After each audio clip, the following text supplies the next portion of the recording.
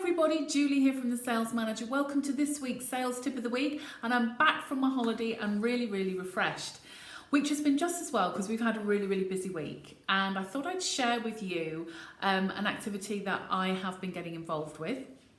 And from the back of that is going to form some sales tips of the week over now and the next couple of weeks.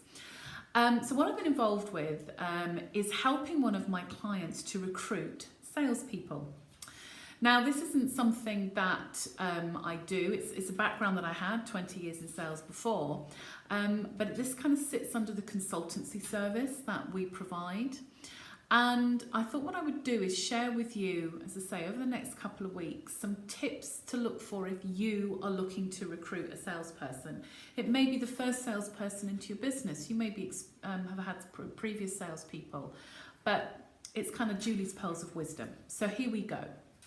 And I'm going to start this week with the CV and how to determine what's a good CV and what's not a good CV and the sorts of things that I look for. So first of all, when I'm looking at a CV, I'm kind of first of all evaluating the person's experience against the role that I'm recruiting for. So to give me some example, if I'm recruiting for an internal sales role and I have somebody that sent me their CV that's maybe got 20 or 30 years experience in face-to-face sales, one of the questions that I ask is why would somebody want to do that?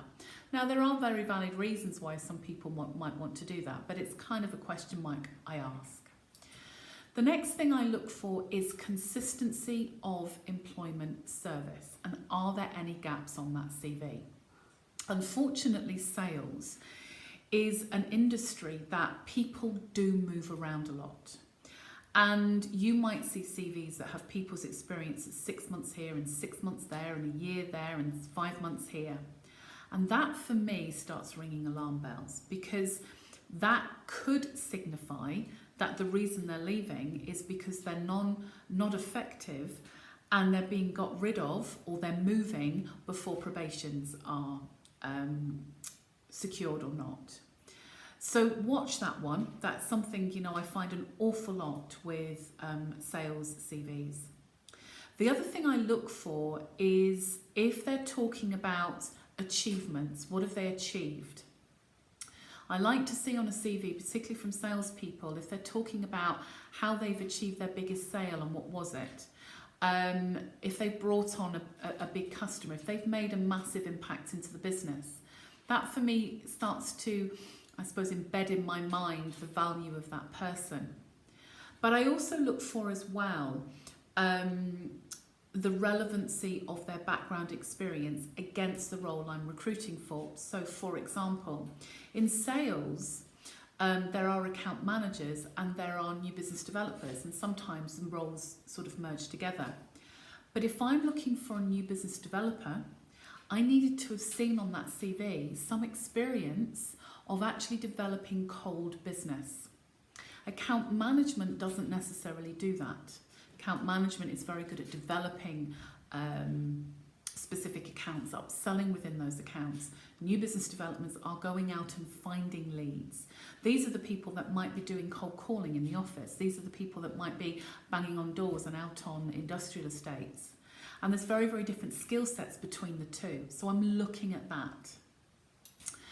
And once I've kind of evaluated the CV, the next thing I'm going to do is I'm going to pick up the phone and I'm going to talk to them. If they are of interest to me, I start talking to them, not to immediately bring them into interview, but to start getting a gauge and a measure of that person. How do they handle my call? How are they sounding on the phone? Again, if you're recruiting for somebody who's going to be doing an awful lot of telesales, a good telephone manner is going to be very important. The one thing I also look for as well is, and a question that I ask is, what attracted you to the role that I'm recruiting for?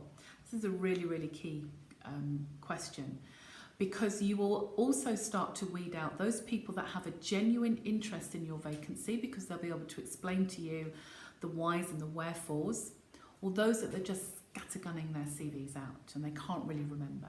For me, I want somebody to have applied for my job because they're interested. So if all of that sort of ticks together and they sound good on the phone, I invite them in for interview. And I'm going to cover that next week. So the things to look out for interview, how to handle interviews. Hope that's helped. We'll catch up next week. Don't forget, if you guys want me to cover any specific topics in the sales tip of the week, just send me an email, julie@thesales-manager.co.uk, and I'll catch up with you next week. Take care. Bye.